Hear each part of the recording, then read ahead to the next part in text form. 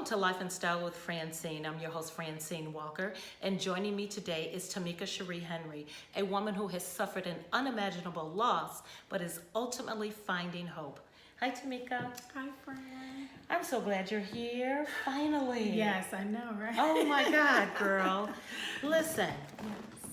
I know this is a hard subject, but your story has to be told. And it does. Jazz's story has to be told. Yes. So let's talk about that. Okay.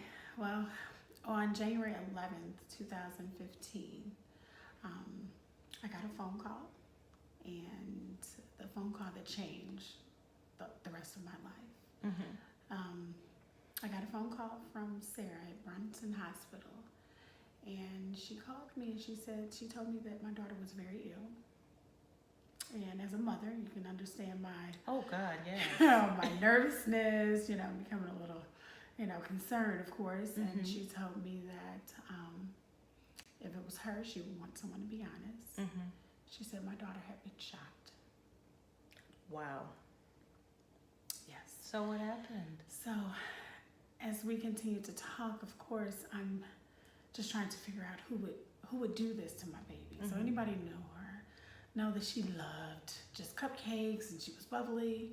Yes. And so I remembered her. Yes. At the bridal shower. Yes. Oh, yes. she was so pretty and just so jovial and enterprising because she was starting her business. Her business, Gibby's Goodies. Yes. I've heard of and they were good. Oh, don't I miss them? Yes. There's none like them. Yes, of course.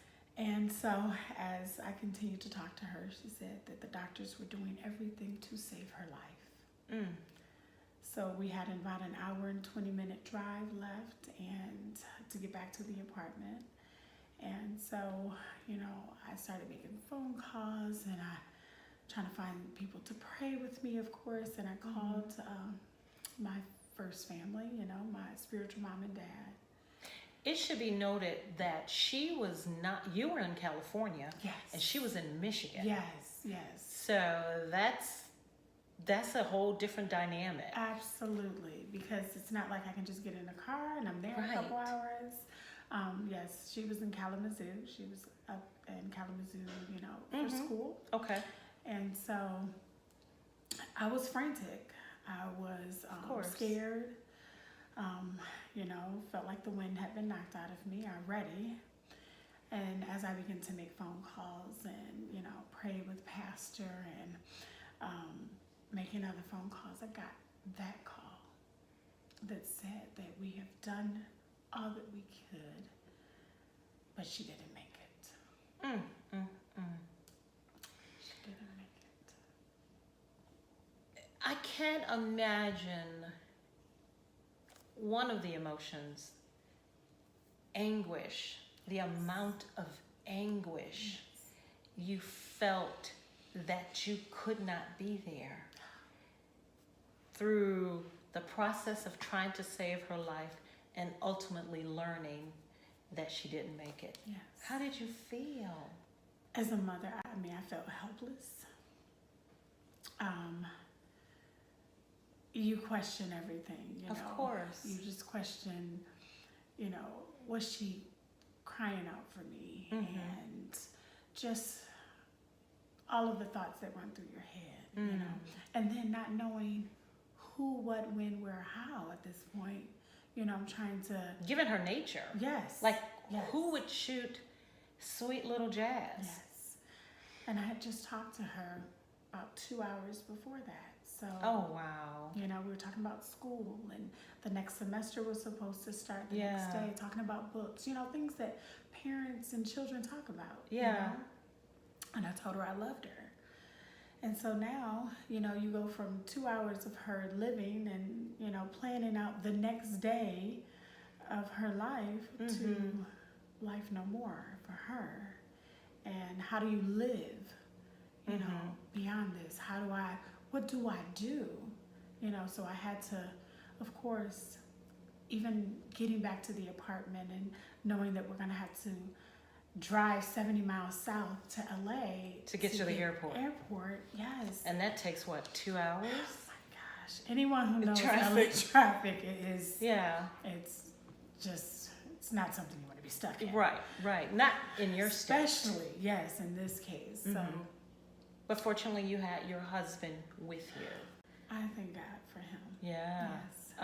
I can't imagine you having to drive alone. Yeah. Oh no. You know what I mean? I don't know if I could have made it. No. I don't know.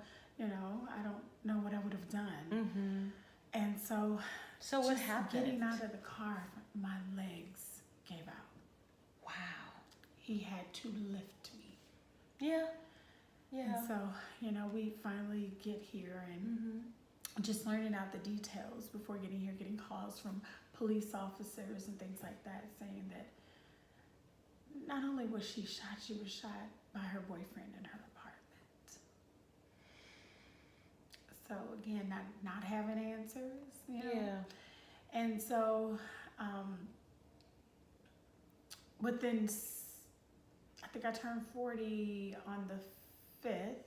Mm-hmm. She was killed on the 11th, and on the 17th, 17th, we buried her. So not even a month into the new year. Wow. So, you know, I suffered. Do you, of course, there's no one that could bear witness other than him. So you still don't know what really happened. Well, you find out a lot when you are dealing with a case such as this. Sure. There's legal matters that come into play. He was arrested, taken into custody that day. He was charged, I think within 24 to 48 hours. They charged him with open murder. Wow, what does that mean? And in Michigan, what that means is that until they gather all the evidence, they can decide before trial which way to go, whether it's going to be first degree, second degree, or some other charge. But at this point, it was an open murder. And through the legal process, we found out things such as, you know, there was 2 shotguns because it was a assault rifle. It wasn't a handgun. It was an assault rifle. And my daughter weighed about $105, so you can just imagine. Oh, Tamika. She was shot in the back of the head as she cooked breakfast in the evening. She did that often. And so. Who doesn't like breakfast for dinner? I mean, something we would always do as a family. Yeah. So, yes. Oh, okay. And so she, just finding out, you know, that there was 1 bullet in the gun. So someone Only who one would bullet. just take a gun and point it at someone, what is target practice? Now, had they had an argument? There is an His account. There's an yes. account earlier in the day from a neighbor upstairs that says she heard arguing. Okay. Okay.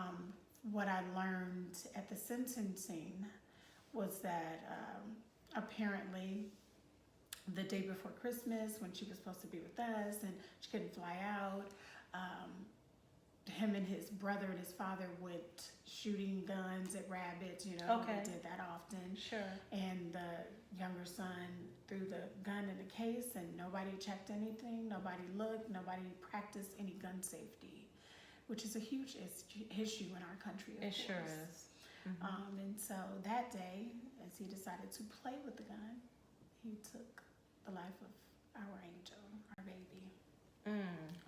And he's still currently serving time, correct? Yes, he got 15 to 50 years in prison. The day of the trial, that the trial was supposed to begin, he ended up taking a plea deal. Okay. And he pled to second degree murder. Okay. And Michigan is what we call a true sentencing state. So because the judge started the sentencing at 15, because the plea deal was 8 to 15. So in our mind, as a family, we were like, so he's only going to get 8 years to 15 years? But what we learned through that process was that the judge had the liberty to start the sentencing Between 8 anywhere and between 15. Wow. And so he chose 15 and he went to 50. Now, for most people, that would have given them great joy, you know, at the sentencing. And, you know, you feel like you think you were going to have that sense of relief, but you don't. That day, not. 2 families were shattered, 2 lives were lost on January 11th. There was no winners. You know, and I wrote a piece talking about how in the courtroom, instead of high fives, it was replaced by hugs and tears between 2 families whose lives will never be the same. Yeah, of course. So, you know. So, fast forward. Yes. And I say that in a way where it's not so much fast forward. Yes. How did you begin to cope? Coping for me began with, of course, prayer. God, the strength of God, the prayers of the righteous carried me. And I felt that throughout the entire process. But also, I sought therapy immediately. From the time I got back to California, I went to therapy probably twice that week. Really? And I haven't stopped therapy since. So you continue therapy and Absolutely. prayer. And you have also forgiven the family. Yes. So, you know, a lot of people thought that I should be angry with the family, that I shouldn't talk to the family. But the family didn't, they deserve compassion. I feel like that mother lost amazing. 2 people that day. She loved Jazmyne. And I feel as if she lost not only Jazmyne, but she lost a son that day too. Oh God, yes. So, you know, who am I not to have compassion? Who am I not to feel for another mother? But would you say that has a lot to do with your faith? I would say yes. You know? I've Because, often... I mean, you know, humanly speaking, Yes. you could have some sort of resentment. It's not to say that you have to or you can't, but that would be a natural reaction. Yes. Initially, maybe. Yes. I always say that my story, Fran, is a story of loss, grief, love, forgiveness. Major. And why do you say that? Because I believe it's bigger than me. And it was in me. And, you know, I can't answer why. This is how he made me. And I always tell people, you may not understand it, but it was my cross to bear. Sure. And a cross it is. Yes. Oh my God, I commend you. I commend your courage, your love, your faith, your ability to want to be the bigger person. But because it's something that's so, no woman, no parent wants to outlive their child. No. And especially a child with such promise. Yes. She was on her way. Yes. I mean, I was at the homegoing service, and I promise you, and I never told you this, but I was sitting there, and I'm looking around. The church was full. It was. And our church is not small. No, not at all. Our church seats maybe 3,000 people or more. Yes. And that church was full. It was. No one had anything but good things to say about her. And I swear that young woman, seeing the people that she had touched, Yes. made me as a grown woman Yes. want to be a better person. So even in her death, Yes. it inspired me. Yes. It inspired me to do better and want to do better and touch lives like she did. That's what really stood out to me. Yes. You know, the tremendous loss that people felt, but the love they felt when she was alive. Yes. That, it was amazing. I said, this, for her to be at such a young age, because she was 21. 21. Yes. and to have touched so many people like she was 42. Yes, absolutely. That church was full, Tamika. I mean, I know this had to be, or that had to be the worst day, and there's probably never going to be another day worse than that, right? ever. Yes. But to see how people were touched by her life, and that was your child. Yes. You instilled that in her. I Mm-hmm. mean, you did that. To God be the glory, friend. You did that. You raised her to be that way. I was a 17-year-old pregnant. You know, had her at 18. I give God glory, and I give my village. Yes. Girl, you better say that. Praise. You better say I that. really do. Yes, because I really it do. really does take a village. I mean, I had one son, but I thank God for my village. Yes. For my one son, Yes. and bring it, you know. Yes. So yes, you are absolutely right. And I don't share a lot often about just my past as a young, a young teenager growing up. But Sure. Early on, I knew that she was God's child. I knew that she was a gift. Yeah. I knew that, I had to break cycles with her. Like, Sure. I didn't finish high school in the traditional way. Okay. But I made sure that even at her graduation, I told her, I said, this, you've already accomplished something I didn't accomplish at that point. And I was very proud of her. I was going to make sure that, I didn't go to school the traditional way. I didn't go Sure. away to school and live in a dorm room. I wanted her to have that experience, Yes.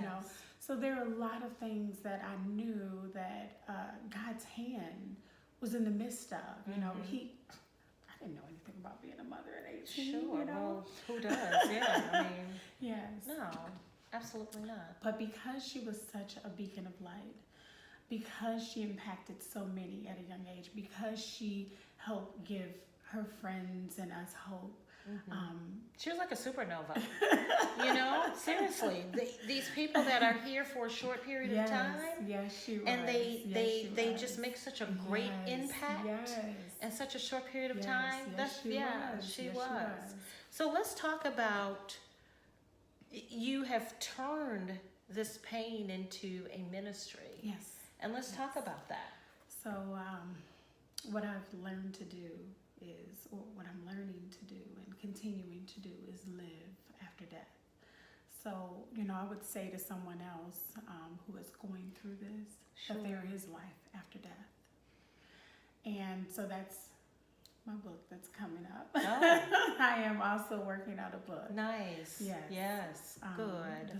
The journey through this. Yes. Because And you definitely have a gift to heal. yes. So, and so many Yes.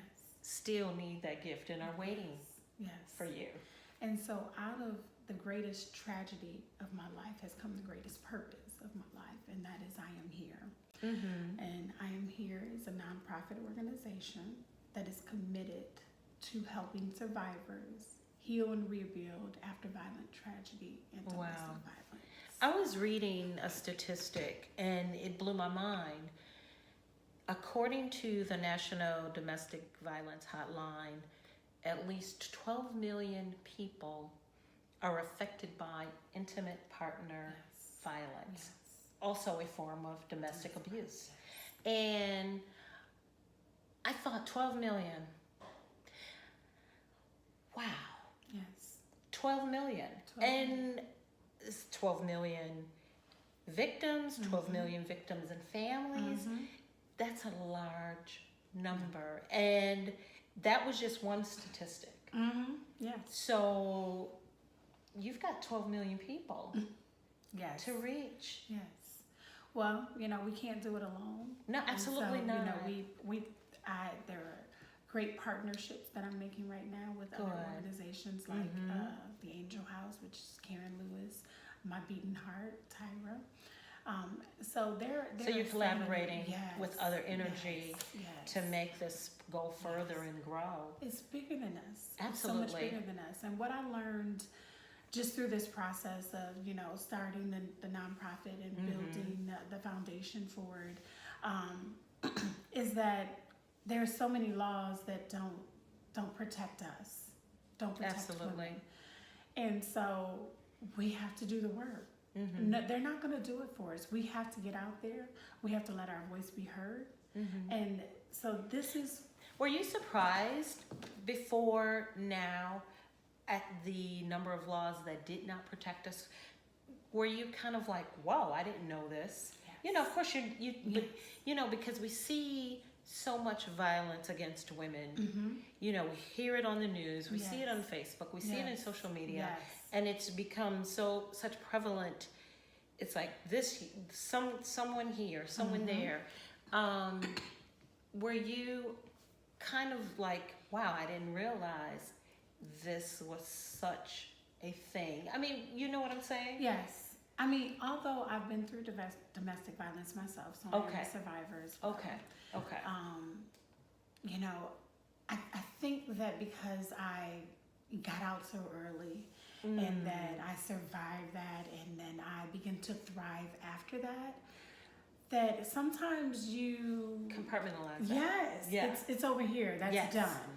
And I think that is a way of that is kind of a way of coping and thriving. It's like, let's tie that up, put it in the corner, and move forward. Now talk about the event you have coming up. So I am here is having a charity event on Saturday, October 27th. Yes, at Perique Gallery in Southfield, Michigan. Okay. From 6 p.m. to 10 p.m. And what's the purpose? And the purpose is to raise money to help those survivors with mental health services, with food, clothing, and shelter. A lot of times when survivors get away from their abusers, they leave everything. Sure. And going through what I've been through with the loss of Jazmyne, I realized that I'm blessed to have insurance, that I can go and make an appointment with a therapist 2 times a week. 2 times. Because God knows. Yes. Yeah.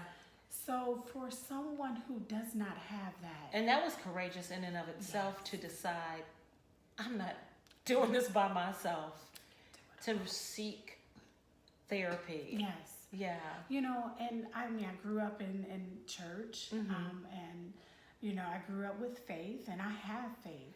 I needed faith in a therapist. I needed Jesus in my therapist. I needed God and somebody to talk to and help me understand that the flashes that I was having were PTSD. I didn't understand that. I didn't know that. Yes. And to give me techniques and resources that I can utilize to help me deal with those flashes, with the PTSD behind that.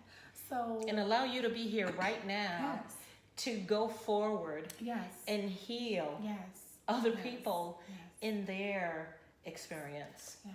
Wow. And I mean, I'm not new to tragedy. My mother was killed when I was 4, my father when I was 5. Oh.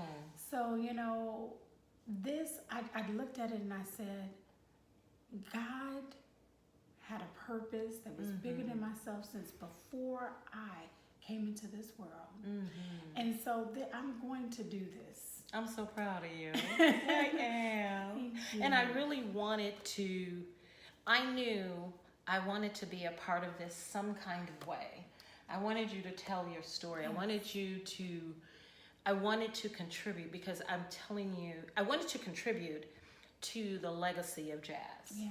Because I didn't know her, like others did, but the little time that I did, even in her death, I was affected to want to be better and want to do better and want to impact in my own way. So thank you, for being here.